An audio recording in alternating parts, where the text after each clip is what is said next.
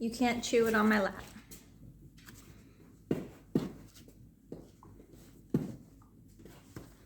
No, go on the couch.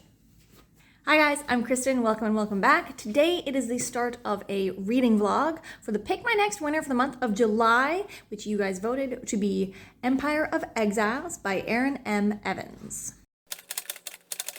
So for July, the Pick My Next theme that you were choosing from was missed, anticipated, or new releases from 2022. And the options that you had were Daughter of the Moon Goddess, The Justice of the Kings, City of Dusk, Notorious Sorcerer, and Empire of Exiles, and Empire of Exiles 1. So I've already finished reading the book. This is, future Kristen starting this vlog for you. But I'm going to jump into the vlog here shortly. I wanted to just quick start out with letting you know sort of like what I knew going into this, as well as like giving you the option to skip ahead to my final thoughts in case you don't want to see like my quarterly 50%, 75% check-ins. None of it is spoilery, but I do sort of like am reacting and processing things as the book and the vlog progress. So if you just want to hear my like overall final thoughts of Empire of Exiles, you can jump ahead. I will put timestamps in the description box so you can jump to that as if you would like. What I knew going into this book is that we were following a character, Quill, who is an apprentice scribe, is how it's originally described in the synopsis.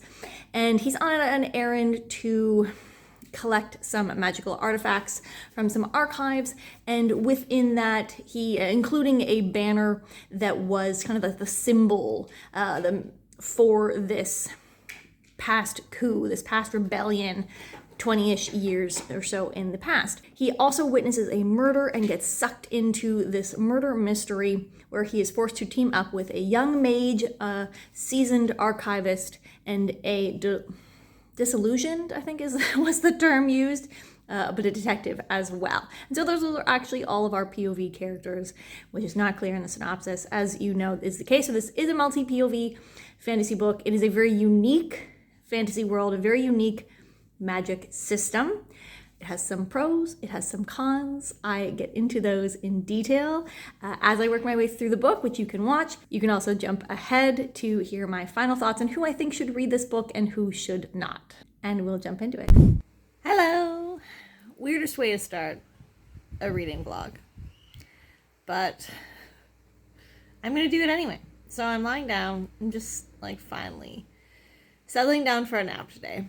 But my plan for the rest of the day is just to read Empire of Exiles. Not the whole book, but to just power through, get as much done of that book as I possibly can, because I've got a bit of a time crunch on my library hold for it. So I thought before I get any further into the book, I should quick check in and actually start this reading vlog. I am a handful of chapters into the book now. By the time I was able to pick it up, I had only a week left in the library hold. So I think by now I'm like 6-ish days left on my library hold. So at most, this will be a week-long reading vlog, so I gotta finish. Main character's name is Quill.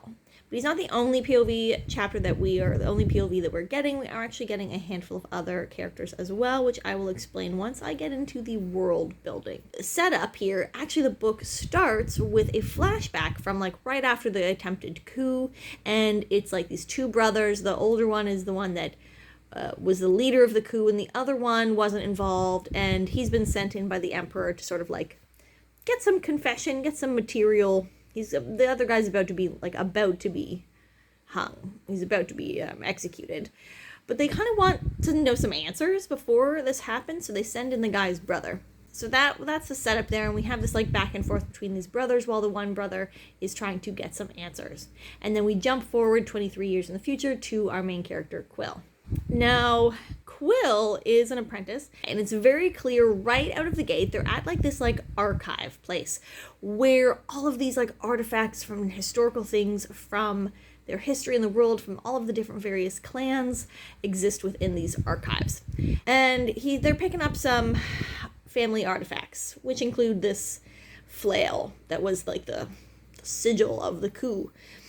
And it's very clear, like, even on top of that, that there is stuff that's a little bit suspicious. So that is kind of like where we're at with the setup. The world is really interesting. It kind of makes me wonder if this is African inspired, specifically West African inspired, as I believe Rage of Dragons is, because there's a very similar like world history event where a variety of peoples and like all of these clans appear to have escaped something, and they have been saved, and they're like staying in this country or this area that's enclosed by a salt wall, and that's protecting them from these changelings. And that just made me think a lot of like the historical setup for the Rage of Dragons. So I'm going to check that out to see if that's true.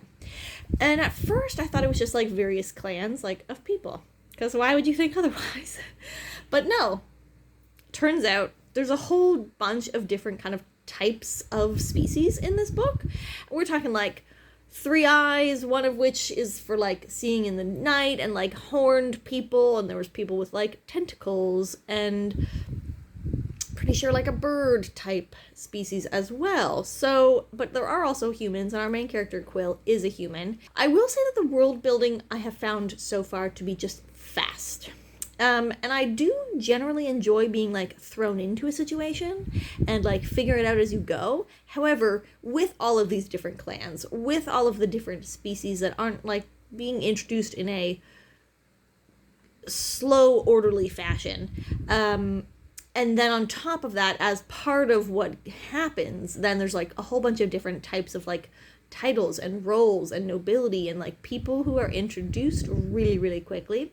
So that's the one thing. It's just that so far the world building has been rapid fire. So while I'm enjoying it, I'm not certain that I have a good grasp of everything, and it's making it a little bit difficult to picture. And then Quill witnesses a murder, and attempted murder, like assault on a few other people, some very important people. And because he knows the person who it appears did the murder, let's say he didn't exactly witness the murder, he shows up right after. So he is a witness kind of after the fact to this situation that he stumbles upon. The investigation kind of goes from there. And that's where we're at. That's where I'm at, is like the investigation has started. It's very clear that things are not as they seem, though. And then obviously Quill is like dealing with having witnessed this event, and obviously still need to like, why was this flail asked for? All of that stuff. It's feeling very murder mystery in certain POVs. I just realized I haven't described the magic system yet. The magic here is like an affinity based to different things. So you could have like an affinity to copper, you could have an affinity to bronze or ink or bone or paint. And the affinity allows them to like touch items of that material and kind of get like a full sense of that item's history, like where it was made, where it comes from, where it's been and seen and done, that kind of a thing. And so people who have affinities to various things obviously have different types of roles that they might be best suited for. There's like a time of the month where each of the affinities like cycle through, where like the affinity gets particularly strong, and the people want to be like become one with their affinity. So it's like just like way too into bones, or like way too into copper, like, and then like lose if they spiral, they like lose kind of like control of their of their self. So far, very intrigued, very curious about what's going on with the conspiracy stuff. And we are getting, it wasn't just the initial chapter that was like the flashback for the guy that did the coup and his brother sitting down in this parlor. We just got another chapter for it, so I think we're gonna like go back and forth to see like what happened then. I already have a suspicion about the girl child who was like this Anastasia type figure of being like, no, look, she didn't die in this massacre. She's right here. She's the true empress, whatever. So I've got some suspicions. I will keep you up to date. Sorry if this was a super weird intro to this reading vlog. Okay, back from my little outing with Poppy, and I do have another one coming up, so I want to be concise in what I say here with my thoughts on where I'm at with Empire of Exiles. So as I said, I'm 50% in. I'm going to break this down into like pros and cons so far to try to help like consolidate my thoughts and so as to not be too rambly. So pros. So far we're in a situation where one of our main characters, Quill, who I would say like he's like the framing kind of main character. He has had something happen to him where someone close to him died. And despite the fact that he is now thrown into this like shambles of this murder mystery and this like conspiracy and what's going on here, like all of this is happening. And I'll talk about that as part of also my comments. But despite everything that's happening, we're actually getting a really decent amount of time and like thoughts of him being like overwhelmed with his grief and struggle of trying to comprehend, sorry, Poppy has a too, and him trying to comprehend like what did he know about this person, what didn't he know, what's true, what isn't true.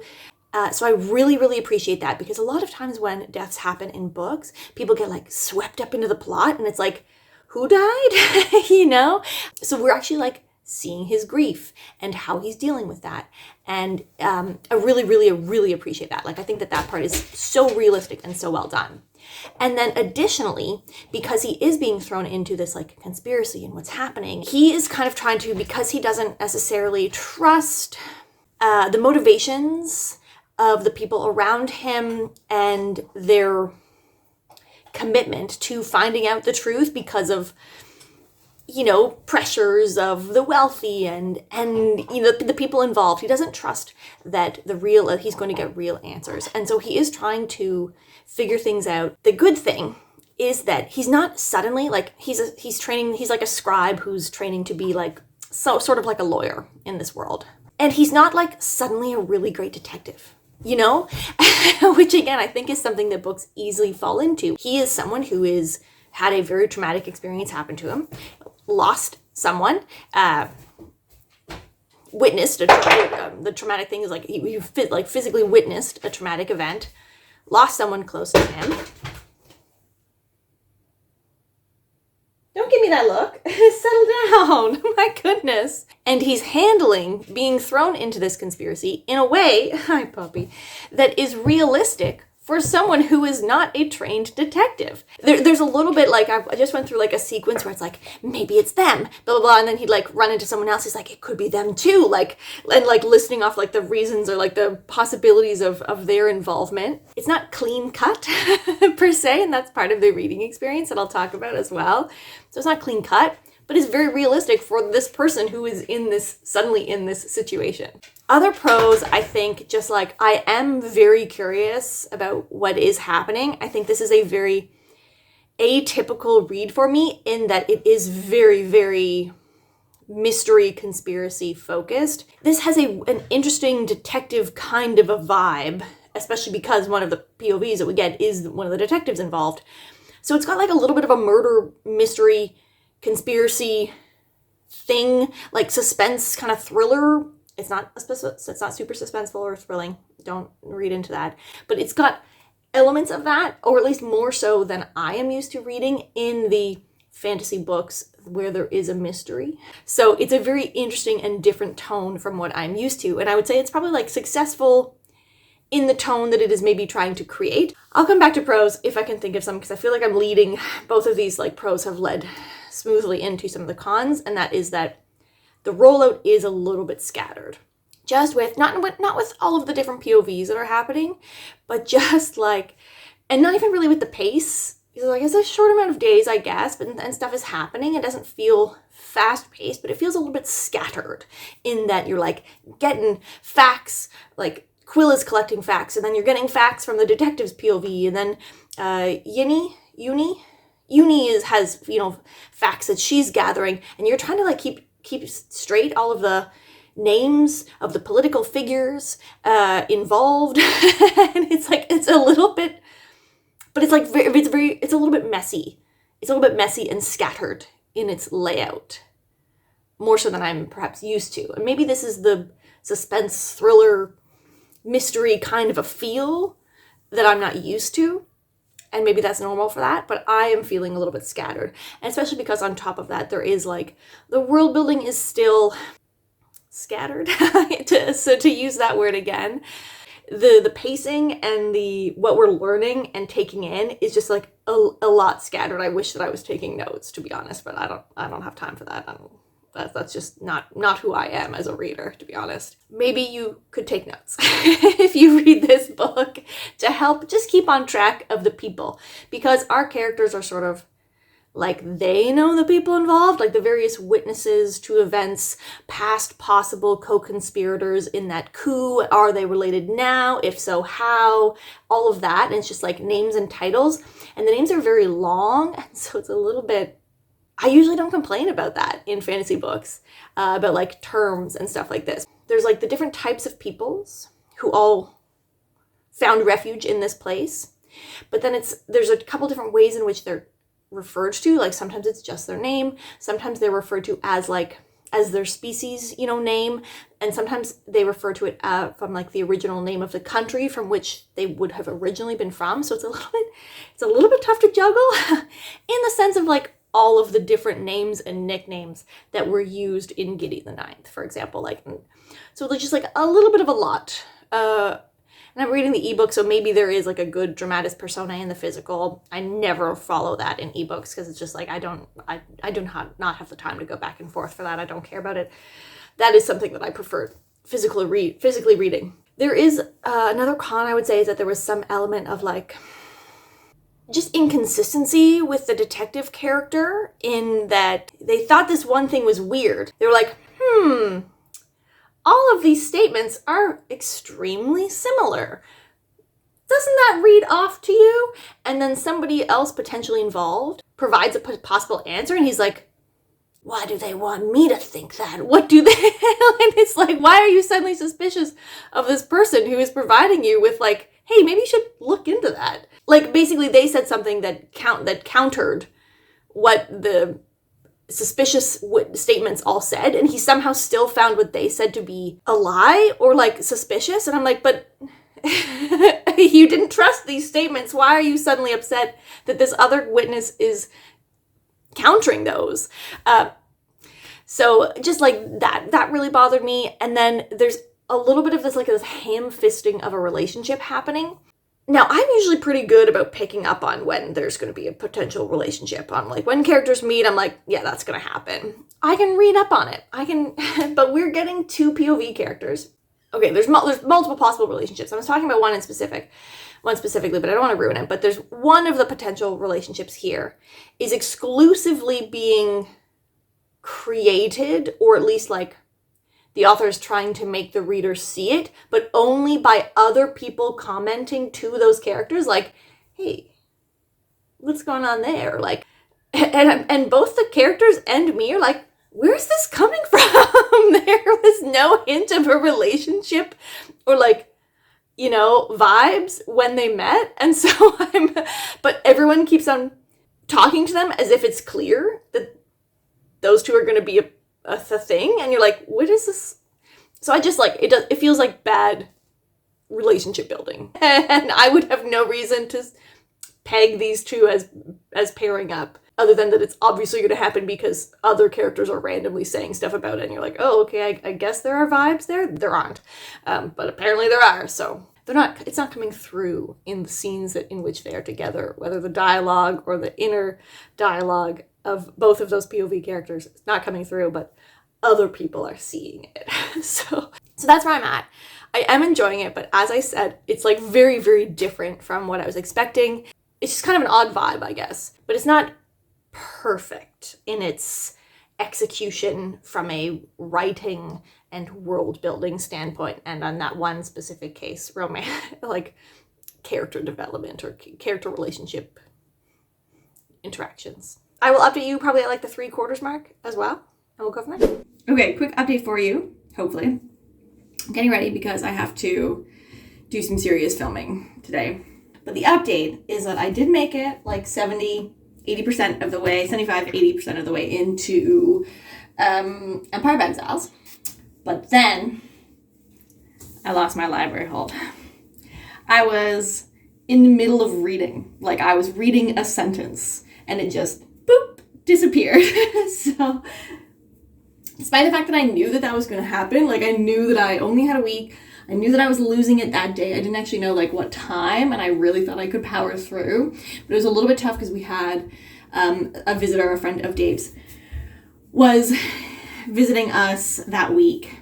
So I did not get as much reading as I needed. So I'm going to really quickly update you on how I was feeling at like the 75-80% mark while I get ready to do some other filming. I have to actually film a Pick My Next for August, which is already out by the time you're seeing this. And I have to finish filming my July wrap up and then edit it.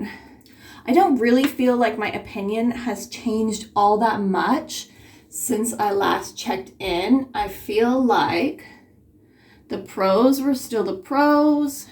The cons were still the cons. I don't feel like there were any dramatic improvements in like the third quarter on world building, in that it was still just kind of the same, not slap shot or whatever, but the same, like nothing's really being super explained about who is and isn't a human until like a tentacle is randomly described or whatever. One change is that somebody, I guess you could say another potential romantic and love interest, although it's more of a past love interest, but somebody from one of the characters' pasts has shown up on page. They were, like, it was a character that we were aware of. They've been discussed the whole time. They've kind of, like, been in the background, but now they're on page. And I will say that for the development, for the behind-scenes development that was happening on that, in that, like, you know about the past, but it hasn't been super depthly, explored, and also the people haven't seen each other in, like, 23 years. So I would say that the conversations that they're having and like the feeling of the scene is maybe a little bit intimate for them not being on page for the first 3/4 of the book. We did get to a point in the like detective murder mystery kind of story, like what's going on here, where stuff was revealed, and it had this really interesting like, oh my god, it's so-and-so kind of a moment. But then because like really only the detective has like any power here, it was sort of like the detective and like one person went off, and the other characters who were like contributing to the discovery of facts and things like that, were just like, okay, cool, our part's done now. Like, do you want a tour of this chapel sort of a thing? So it was this like really weird shift in tempo, but you know it's a false shift in tempo because you know that there's a solid chunk still of the book to go, so you know that it can't be that simple and easy. I'm trying to think maybe if you even know already from a different perspective that like stuff has already gone wrong, so you're like, you know that it's not going to be okay. So you're having this like, you're reading this like really calm, like from this like really dramatic revealing scene to this really calm scene of them like doing a tour and her talking about the saints in this world and whatever and the artistry, and you're like, when are they gonna realize that something is not right? And then of course it does happen, but you're like waiting for it to happen the whole time that scene is going on. I think overall, like, again, I'm gonna wait to like final judgments when I finish the book. There's a fly. Final judgments for when I actually finish the book, but I will say it's just like, it has some really great ideas, it has some really great moments, it seems like it has a really cool world, but there's kind of a lack in, not depth, because this is a complicated kind of, world, but a lack in the rollout or the execution of it that makes you feel less connected, both to the characters. You're like, why do I care about these people? Like, yes, we've had like kind of the same main characters this whole time, but we haven't gone super depth, even though we've talked about, stuff that they're all going through. I don't feel super attached to any of the characters, and I don't think that the romantic possible romantic relationships, even the other one that I haven't complained about, like neither of them are being done super well. In that the feelings involved are like intense for, not the feelings aren't intense, but like the crush is intense for the time span that we're working with here. There's just a lack in the rollout and the execution. That's just like stuff is happening. And again, this doesn't normally bother me. I made a earlier reference or comparison to Gideon and the Ninth in regards to like the titles and the names being used. And that's a book where the world building is like happening around you and you're just supposed to be like, what? Like sitting back watching it happen. And you're not given all of the information that you need. And it's not being done in the same way here, but it didn't bother me in that book because you're like, what's going on? Like so interested, and the characters are so cool and the dialogue is so amazing in Gideon and the Ninth. Whereas this one is just like, what's going on here? It has like a lack. There's just a little bit of a lack to it. So that's where I'm at. When it was removed, it was like right in the height of like climactic moment. That final race to the finish line of stuff happening. I'm not disappointed with the like discovery and the reveals and what it seems to be is what's going on here. Like that, very cool. We definitely didn't have all the information to make this possible. That we learned as things went along as well. But again, the characters consistently talk through the book as if we know the world politics and we know who the people are that are involved, and all that. Yeah, so that's where I'll leave it there. I don't want to say too much. Hopefully I get the copy back as soon as possible and I can finish reading it. And I will let you know my final thoughts overall of Empire of Exiles. Wish me luck on my library hold. All right, I'm back. So fortunately, I did not have to wait very long to get another copy of Empire of Exiles at the library. I did maybe like a week and a half max, and I was able to pick it up and finish that off. So I don't have crazy different feelings like throughout, or in like the last little bit that I read, the last like 15-20%. Did not drastically change how I felt about the book overall, but I do think that watching the clips back, I maybe felt like, or at least came across the most negative in my like most recent check-in at like the 75, 77, 80% mark, whenever it was that it got taken away from me. So I will say that like overall, I finished it out on a more positive note. I'm going to do like my thoughts on like the conclusion without anything spoilery, and then go into like my overall thoughts of the book, and then like a classic, or like how I usually do my regular reviews, who should read this and who shouldn't. So I actually felt like the conclusion was pretty satisfactory, in that there were still, even at the point like where I was at, where it was like everything was unraveling when I got cut off, I do feel like there were still some surprising reveals right up until the end of this book.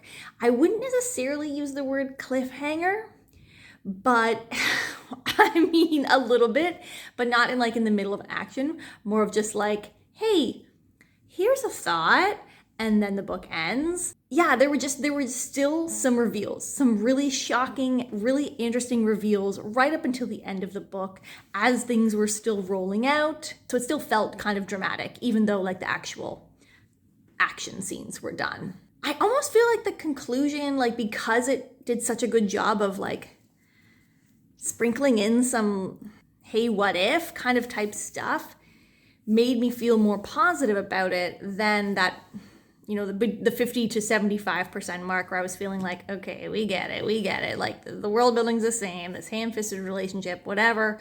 So I do feel more positive about it at the very end than I did maybe at that 75% mark. I have not gone out of my way to look at reviews, but I have seen two very different mentions of this book from pretty big channels. So Elle from Elliot Brooks' channel, I think she DNF'd it.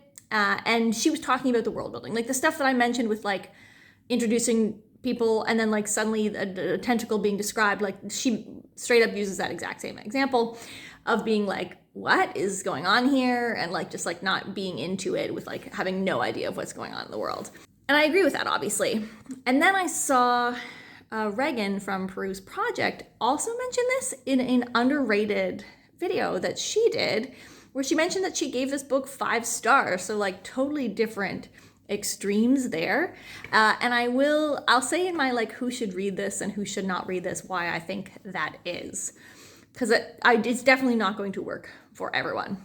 And even like I feel like positive about it, but I don't think it was perfect. I would not have given this 5 stars if I gave star ratings, which you guys know that I don't really. So that is like how I felt about the ending. Like actually positive, really intriguing, satisfying wrap up for the most part for this book, while still, and almost like more so, making you really excited for the next one. So now I'm gonna get into my overall thoughts of the book. If you're jumping in from the beginning, you didn't wanna watch like my in the moment responses or reaction to things or my how I felt about it throughout the book, you're just joining me now and you'll miss, some specific details or like some specifics of how I felt about it, but hopefully you will get the gist. I don't want to repeat myself in this final section.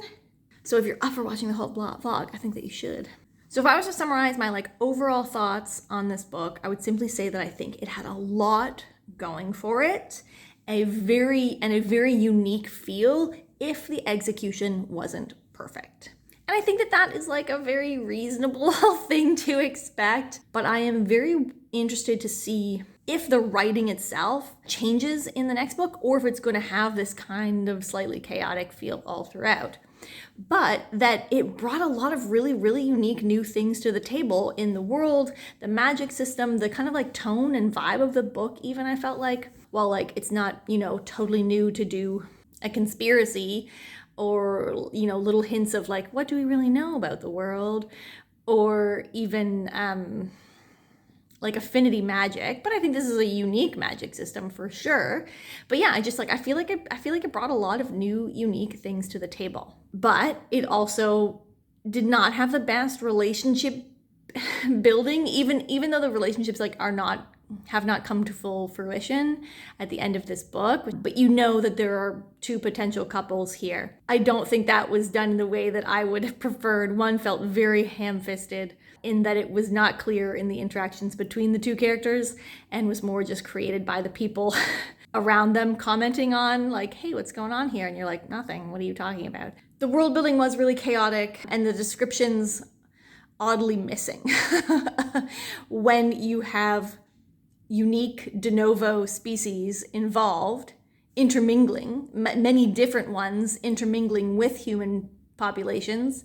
And the only thing that I know about some of the different species is that one of them has tentacles. One of them was really, really big, and I think black in coloring. And I'm only think that there might be a bird feather type component because they refer to the family units as nests. so that's what I know about that one. And another one, which again, all I know is that they have a third eye that allows them to see in the dark. They are like more like cave dwelling peoples, and they have horns. I feel like I knew more about their culture than I did about like what was actually going on here, which maybe is not important. And as I said, like when people are introduced, it's not super clear out of the gate if they're human or if they are one of these other species. There was like 2 clans that were more relevant and more to this particular story. So I feel like if you knew that they were from these particular clans, you knew that they were either like one of these like nest bird possible type species, or they had horns. But otherwise, it was really, really oddly unclear about the description of like who people were, what this world was like from like a development technological standpoint. It was all just very fast. So it was just like, I think that things could be improved on the world building. And there is more to know about this world and the history, and one would at least imagine we're going to get more of that in the second book. The mystery was really interesting in that it kept me intrigued. This like, what's really going on here, conspiracy kind of thing, like kept you intrigued the whole time. I certainly couldn't piece it together. There were maybe elements where I was like, it could be something like this. But there was always things that were new and adding into the conspiracy, the investigation, whatever, that I didn't quite, like that I wasn't predicting, that I couldn't see coming. And a lot of times because I didn't have all of the information. And that's okay. Like I'm okay with that kind of a mystery setup. But not everyone is. And then I think that the characters were like pretty mixed in how well done they were. I think some characters were really, really believable people. Other people were just like a little bit more annoying. There was a little bit of mental health rep in that one of the characters has like some pretty significant trauma in their past, and they would very frequently throughout like feel themselves starting to get like sucked into almost like a little bit of like PTSD from this trauma, and they would start like describing things around them, which is like panic attack kind of strategy. If you're about to have an anxiety attack, you like, list off 5 things you can see, 4 things you can hear, or 3 things you can touch, like something like that, like smells, etc., to like ground you a little bit in the moment. So there was that, like, this particular character would have moments where things were starting to come up, and they would list off the things that were around them to help bring them back down. So that was, I think, a pretty good representation there, as well as really great grief representation. I thought Quill was a very believable person in the situation that he was in that he didn't handle it perfectly, and sometimes that was messy. He was, someone who was not trained to be a detective and who is trying to uncover some like pretty above his pay grade investigation of like what really happened here. And so it's not perfect. His side of the investigation, like what he contributes and how he's handling things, is a little bit messy, but in a very realistic way. Whereas some of the other characters, I don't feel like even though they were POV characters, we didn't quite have enough time, or maybe just like we didn't really get like a behind the scenes in-depth breakdown of who they are. And then, like there's 4 POV characters in this book. That's fair. So those are sort of like my overall thoughts. Now for the who should read this book and who shouldn't, which is something that I do in all of my reviews to hopefully find or match up the right reader with the right book. So this book is going to be for you if you are looking for a unique fantasy, a unique fantasy world with a diverse history, not yet fully explored, but with the potential for lots more. This is definitely a very unique fantasy world, I think. A really, fun, interesting potential history here to be further explored. And just like unique overall. This is not your standard setup, not your standard medieval setting. This is something that doesn't feel like everything else out there, and I think that that is something that a lot of people are looking for. If you love mysteries, specifically fantasy mysteries, and you don't mind not having all of the clues to figure it out. So I know that bothers, that's like a sticking point for some people. You want there to be all the clues so that you could figure it out if possible. And this is not the case. I don't think that you know enough about the world. You don't have, there's a lot of secrets going on here, and there's a lot of like magic and history that you don't know that plays into this, that the characters are making leaps and insights before you are, because they know what's up in this world. But the mystery, conspiracy, investigation component, I think, was like, if not the strongest ever. It was very, very interesting, and it was a very significant part of the tone and feel of this book. And specifically, I think this book is for you if you want those things, but you don't mind a little roughness around the edges. Or like if you want those things, but the execution isn't 100%, and you're willing to give it a shot to see where the author will continue to take this and how it will continue to grow and develop. So like you're on board with all those other things, and you're like, it doesn't have to be perfect. It just has to pique my interest enough that I don't care about the imperfections, or that where the imperfections don't ruin the rest of the book for me. So if you were watching the rest of this and you heard me like talk about like the kind of chaotic nature of the world building here, and you're like, oh, that would really bother me to the point that I have to DNF it, like obviously Elle did, then yeah, it's not going to be for you. But if you're willing to like, be a little bit confused and have it not be a perfect rollout of your into the world, and that's okay because it's like cool and unique and different and a fun conspiracy kind of thing, then this is going to work for you for sure. And then obviously this book is not going to be for you if you like clear-cut, developed rollouts to your world building where you are introduced to the world in like a smooth manner, a logical manner. If you're really into world building but you want it done like cleanly and eased into, this is not the book for you. It's not going to be the book for you if you want everything to make sense right away. There's a lot we don't know still about the history and the world and the magic. And obviously this is a like fantasy mystery. It's a murder investigation that is steeped and surrounded by an old conspiracy and mystery that's going on. So if like fantasy, mystery, murder mystery, conspiracy thing, like if none of those are buzzwords for you, is very, very much so that. And so this is not the book for you if you don't like those things. But those are my overall thoughts for Empire of Exiles. I do really appreciate, or like, I'm glad that I read it because I'm excited to see, or I'm interested enough to see where the next book is going to go that I'll definitely pick up the next book.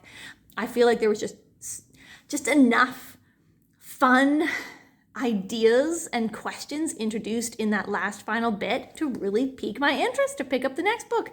And in the meantime, I can look past over the world building. I'm okay with that. I don't need to understand everything in order to enjoy something. So it is going to work for me in that sense, in that I'm willing to see if it continues to pique my interest enough that I don't care about those other flaws. I did not necessarily want this one to win. And voting is always really interesting because it like really helps to solidify my, like, what do I want to win actually? Which book do I want to pick up out of the ones that I'm listing off? And admittedly, this was not the one, but I am really glad that you guys picked it because otherwise I don't know that I would have gotten to it anytime soon. So thank you for that. I hope you enjoyed this. Let me know if you've read this book and you agree with all of my takes over the course of this vlog, or if you haven't read this book and I have totally convinced you to do so. I will see you next time. Don't forget to check out my other Pick My Next. I release these right before or at the very beginning of every month. You get to help choose the books that I read and specifically the books that I review. I will see you guys next time. Have a good day. Bye.